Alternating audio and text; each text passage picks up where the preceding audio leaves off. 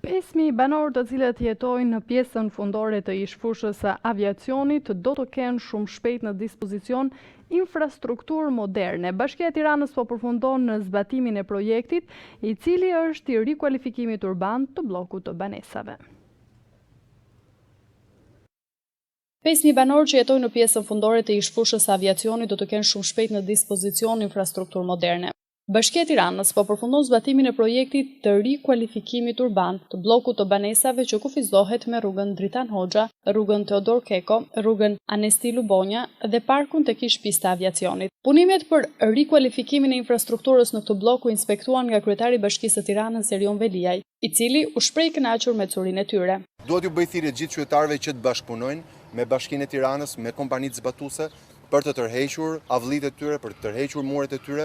Nuk mund të jemi qytet që rrethohet me mure.